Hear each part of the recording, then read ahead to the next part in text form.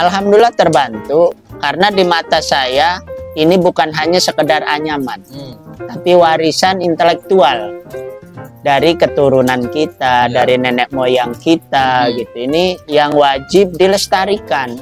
Kita coba membuat itu karena memang kita seiring dengan tadi program Astacita Ketahanan Pangan. Kemudian kita coba di Desa Tegal Majin memang ada potensi untuk pembuatan pupuk kompos.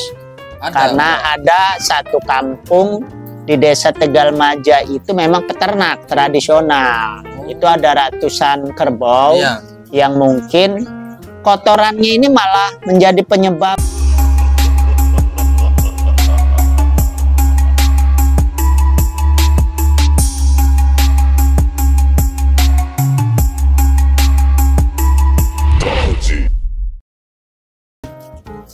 Oke, balik lagi bersama kita Setakon Podcast. Sore hari ini kita kedatangan seorang sosok inspirasi bagi masyarakat Kabupaten Serang bersama Kepala Desa Tegal Maja, Pak Kadis Ihsan. Sehat Pak Kadis? Alhamdulillah sehat. Gimana Pak Kadis kabarnya? Baik, alhamdulillah baik. Semoga rekan-rekan juga baik. Ya Pak Kades, kali ini kita teman-teman FKWOS berinisiasi untuk bincang-bincang ringan lah dengan Pak Kades ya, soal potensi desa segala macam. Tapi lebih untuk masuk ke tahap selanjutnya, saya ingin bertanya gimana ceritakan profil Pak Kades dari sebelum masuk ke ranah menjabat sebagai kepala desa. Iya, terima kasih. Nama saya Muhammad Ihsan. Saya terlahir di kampung yaitu Desa Tegal Maja. Sebelum saya menjabat sebagai kepala desa, saya sudah bekerja sebagai TKI. Buruh Migran Indonesia gitu. Karena memang ijazahnya nggak laku di Indonesia gitu. TKI-nya TKI ilegal atau apa? TKI-nya tetap TKI yang memang legal.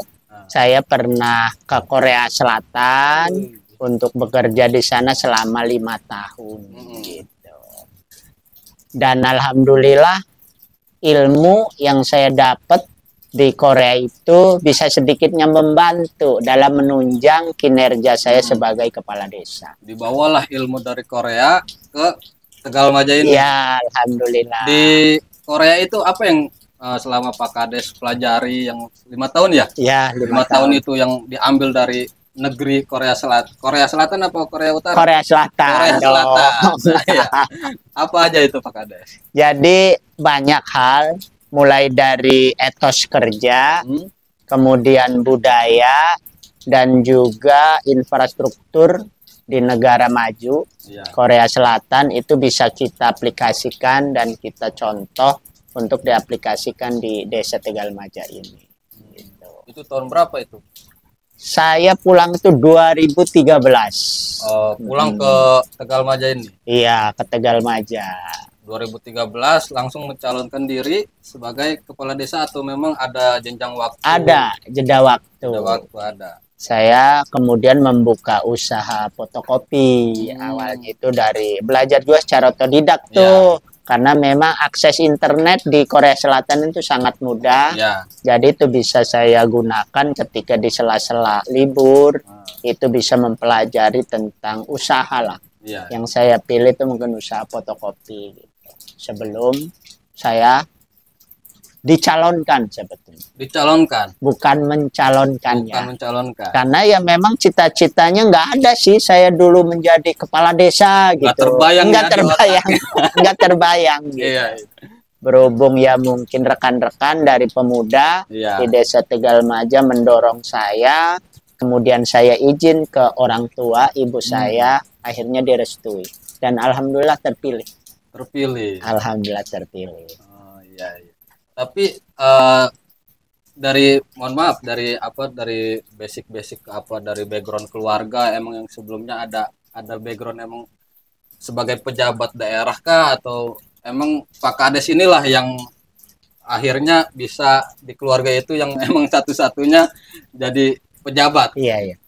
Ya artinya kalau orang tua, background Iya. orang tua tuh nggak ada yang di pemerintahan, memang pure orang tua itu petani sekaligus pengrajin Iya. anyaman bambu, dan mungkin nggak terbayang juga ketika anaknya itu mencalonkan sebagai kepala desa. Iya. Tetapi kalau memang wujud pengabdian, kerja saya, pemikiran saya bisa merubah Desa Tegalmaja, kenapa tidak gitu. Makanya beliau mengizinkan saya. Berapa tahun sampai detik hari ini Pak Kades menjabat sebagai kepala desa? 6 tahun ini harus. Berjalan 6 tahun? Berjalan 6 tahun. Gitu. Luar biasa. Nah, ini kan Pak Kades udah ya dari 2013 dan sempat belajar ke negeri Korea Selatan untuk menimba ilmu. Artinya apa selama 6 tahun ini Pak Kades yang udah membawa jabatan sebagai kepala desa untuk masyarakat Tegalmaja yang emang udah berjalan di desa Tegalmaja? Ya pertama saya melihat potensi ya. Nah. Karena visi misi saya awal mencalonkan diri kepala desa itu memang saya melihat potensi desa. Itu awal. Kemudian saya aplikasikan ketika saya sudah menjabat, saya coba merealisasikan janji-janji saya gitu, dan saatnya saya juga merubah dan juga inovasi lah untuk apa saja sih potensi yang ada di Desa Tegalmaja ini, karena saya melangkah itu berdasarkan potensi desa dulu. Melihat untuk program-program di Tegalmaja ini melihatnya dari potensi desa dulu. Betul, kita inventarisir apa potensi yang ada, kemudian kendalanya apa saja, ya kemudian kita coba realisasikan. Gitu. Emang apa sih Pak Kades yang emang sejauh ini ya yang melihat tadi Pak Kades kan udah bilang ada potensi desa di desa ini. Apa aja potensi desa yang emang desa-desa luar ataupun daerah-daerah luar tertariklah ke Desa Tegalmaja ini gitu. Iya. Apa aja itu? Kalau melihat potensi desa itu ada dua aspek sebetulnya. Ada potensi budaya lokal dan juga ada potensi kekayaan alam gitu, selain potensi sumber daya manusia. Saya melihat di Desa Tegalmaja ini memang nenek moyangnya seorang pengrajin. Jadi bukan pelaut. Jadi ada backstory dari sesepuh ini ya? Betul. Kita itu di nenek moyang itu pengrajin anyaman bambu, dan itu kualitas dan produknya itu sudah diakui lah. Cuma dalam bentuk alat-alat tradisional lah. Kayak nyiru, kayak kipas dari bambu dan sebagainya. Saya melihat itu potensi gitu. Ketika kita upgrade, kita inovasi untuk lebih kekinian, itu bisa menopang ekonomi bagi masyarakat di Desa Tegalmaja. Jadi artinya gebrakan dari emang ngelihat dari backstory sesepuh sini ada pengrajin. Betul. Dari bambu ya? Dari bambu. Dari bambu. Nah, dengan ada gebrakan itu ekonomi ya walaupun tidak seberapa mungkin ya, ekonomi masyarakat sekitar terbantu dari ada potensi desa membuat anyaman segala macam. Alhamdulillah terbantu, karena di mata saya ini bukan hanya sekedar anyaman, tapi warisan intelektual dari keturunan kita, dari nenek moyang kita gitu. Ini yang wajib dilestarikan. Karena perubahan ya di Desa Tegalmaja itu dari pedesaan kembali ke semi kota dengan zonasi industri.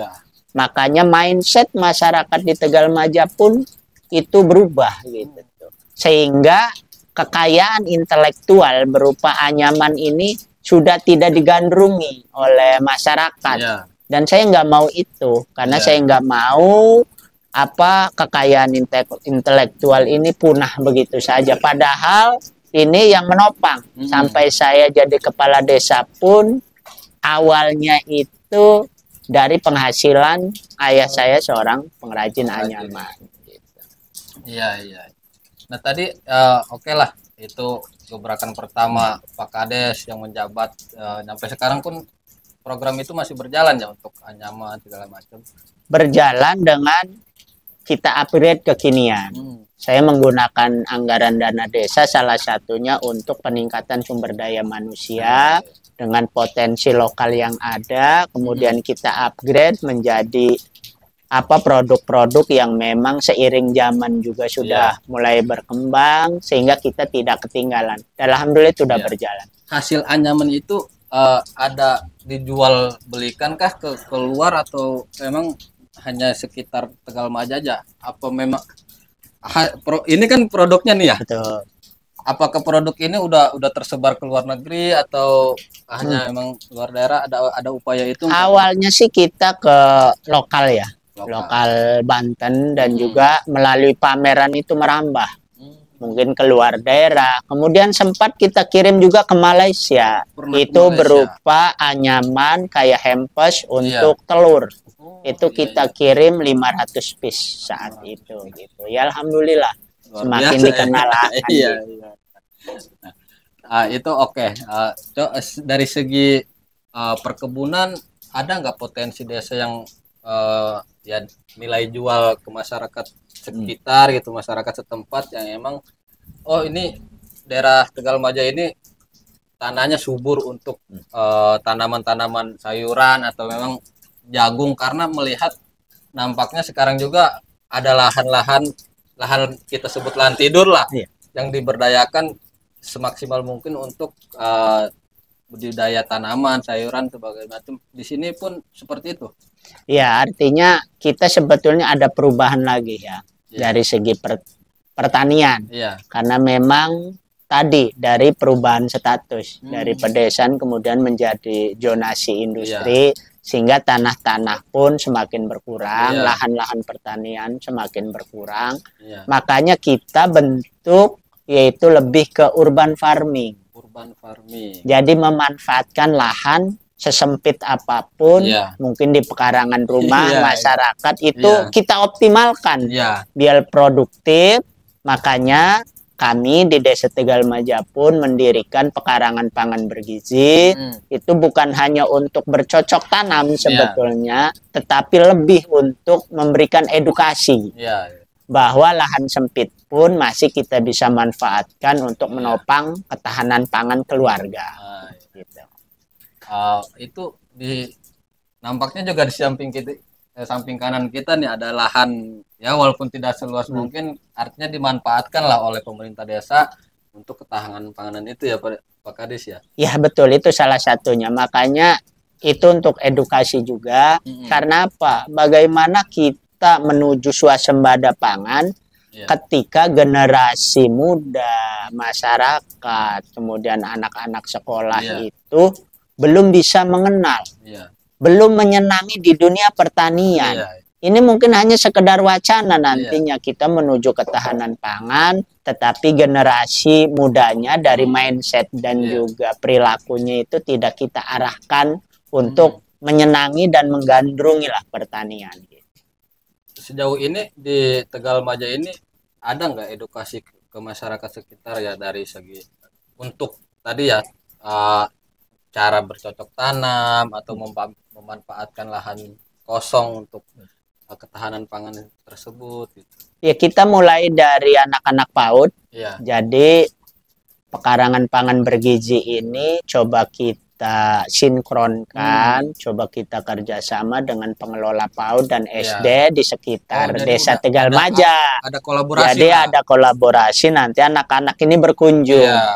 Bagaimana mereka mengenal tanaman, gitu, manfaat tanaman. Ini juga kan untuk merubah perilaku dan mencegah stunting.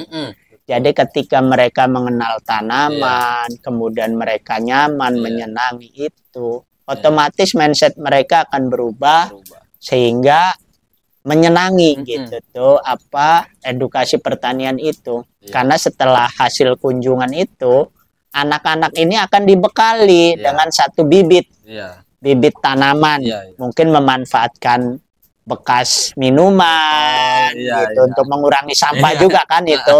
Kemudian itu mereka bawa di sekolahnya. Jadi dididik setiap pagi anak-anak sekolah itu mengurus Iya. tanaman Iya. yang mungkin di bekas botol minumannya itu dinamain lah, Iya. dinamain mereka gitu. Iya. Akhirnya setiap pagi mereka melihat, oh tanaman saya bagaimana gitu, tumbuhnya bagus apa gimana. tidak. Ya inilah salah satu solusi lah Iya. mungkin untuk sedikitnya. Itu pernah Gitu. kealaman waktu saya masih TK juga, masih ya TK SD lah. Ya. Ya diajarkan oleh guru gitu tuh.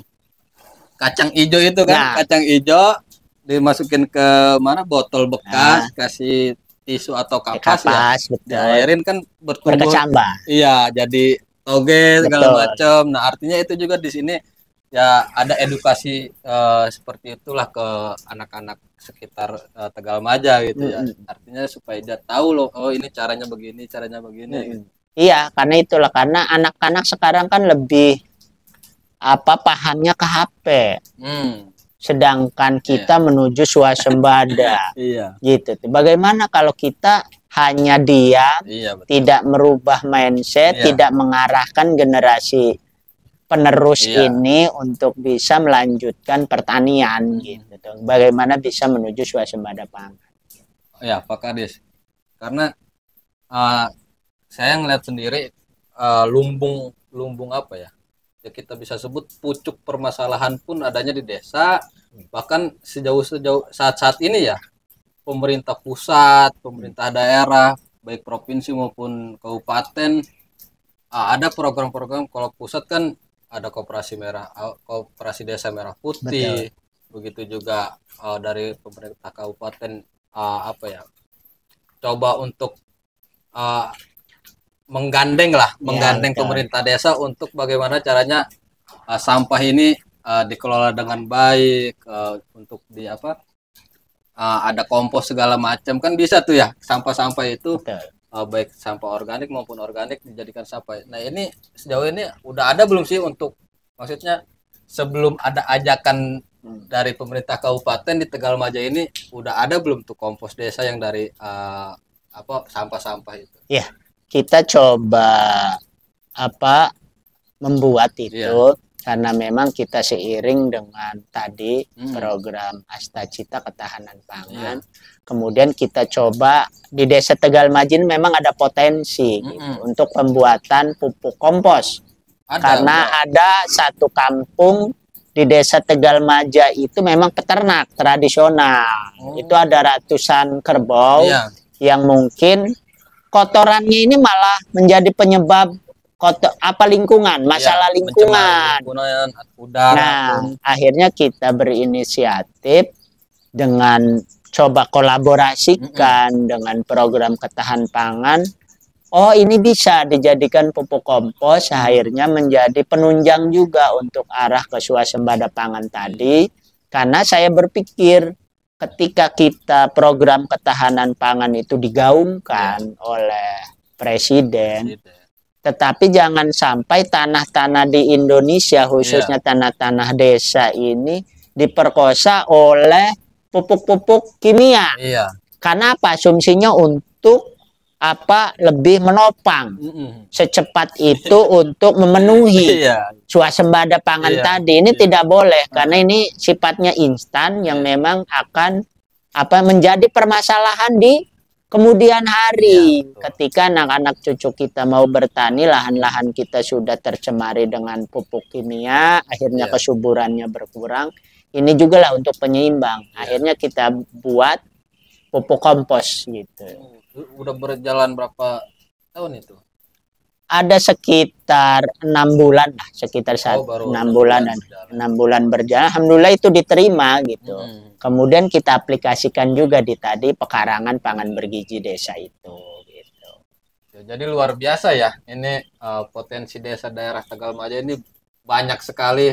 Tadi disebutkan anyaman dari bambu, terus pekarangan lahan-lahan yang ini dimanfaatkan untuk ketahanan pangan, swasembada pangan, terus juga ada sampah-sampah ya dari kotoran hewan ya, kotoran hewan dijadikan dengan menjadi pupuk kompos. Nah ini artinya Desa Tegalmaja ini potensinya sangat besar dan harapannya mungkin pemerintah pusat atau pemerintah daerah bisa lah belajar dengan Pak Kades Ihsan ya, Ya, untuk coba berkolaborasi segala macam, mengedukasi masyarakat desa-desa lain gitu ya, supaya bisa mengelola sampah dengan baik lah, supaya jadi pupuk kompos tersebut.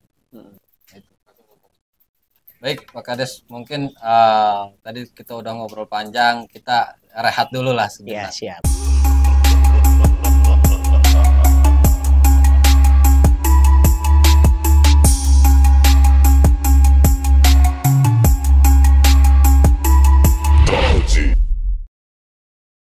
Oke, Sobat Tetakon Podcast, balik lagi bersama Rifki dan Pak Kades Ihsan.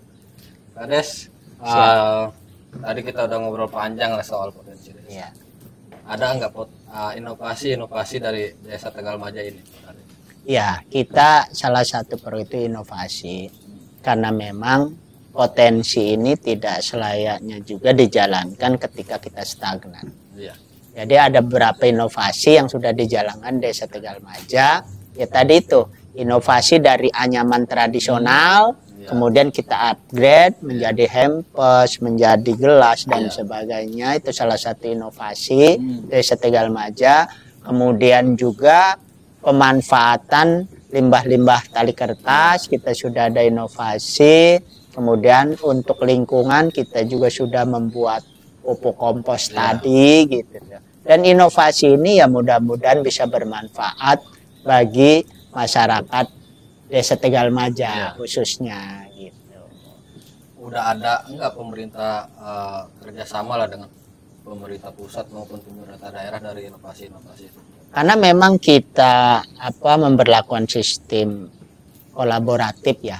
Karena untuk mengangkat potensi dan sebagainya tidak bisa sendirian, ada kolaborasi dari pemerintah pusat, provinsi, kabupaten dan juga desa. Itu salah satunya mungkin kita sudah menjalin lah kemitraan dengan Kementerian Tenaga Kerja untuk bisa mengupgrade produk-produk kita ini untuk bisa dikenalkan di nasional. Kemudian dengan pemerintah provinsi juga gitu yang sudah menjembatani kita kadang di pameran-pameran nasional di Jakarta kayak JCC gitu. Pemerintah daerah pun memfasilitasi lah untuk menyebarluaskan potensi Desa Tegalmaja keluar. Artinya tadi juga udah ada lirikan kan dari Kementerian Ketenagakerjaan untuk berkolaborasi dan dari potensi Desa Tegalmaja ini ya. Betul. Karena kita juga lagi merubah mindset, memang di Kabupaten Serang ini banyak juga industri, tetapi limbah-limbah yang bisa dimanfaatkan untuk berkolaborasi dengan desa-desa di sekitarnya itu belum terjalin. Padahal kalau kemitraan itu tidak melulu masalah uang. Ketika mungkin di industri itu menjadi masalah, kayak tali kertas dan sebagainya, kemudian limbah kayu dan sebagainya. Tetapi kalau kita kolaborasikan untuk masyarakat, pemberdayaan, saya rasa masyarakat mampu gitu untuk mengolah itu, dan juga mungkin dibimbing oleh Dinas Tenaga Kerja untuk memberikan keterampilan dan sebagainya. Akhirnya ini sinergitas antara industri dan desa itu terjalin.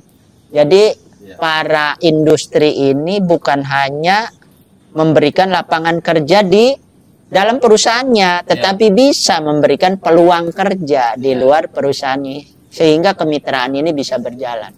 Saya harap seperti itu untuk lebih memajukan, ya intinya di Kabupaten Serang.